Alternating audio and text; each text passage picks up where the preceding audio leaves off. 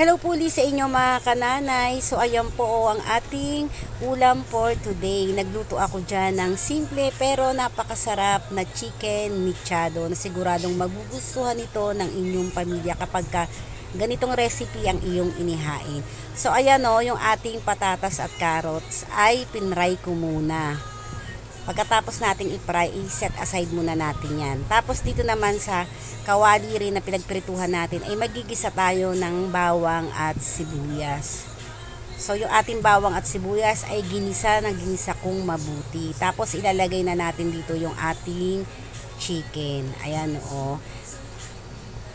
Igigisa rin nating mabuti yung ating chicken.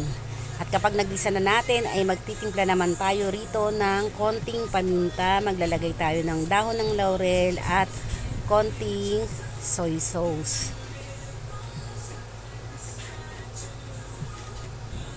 Tapos hahalu-haluin lang din natin yan. Para kumapit sa chicken yung ating mga nilagay na seasoning. At maglalagay na rin ako dyan ng 2 cups na tubig para naman lumambot yung ating chicken at pakukuluin lang natin siya.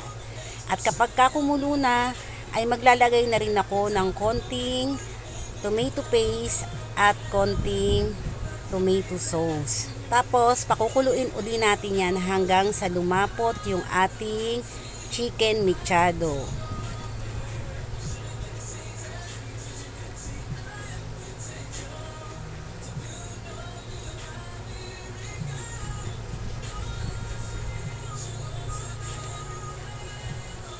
So ayan na mga kananay, kumukulo na yung ating chicken mechado. Ilalagay na natin yung ating carrots at patatas na fry natin kanina. Tapos timplahan na natin yan ng mga konting seasoning at ilalagay ko na rin yung ating bell pepper.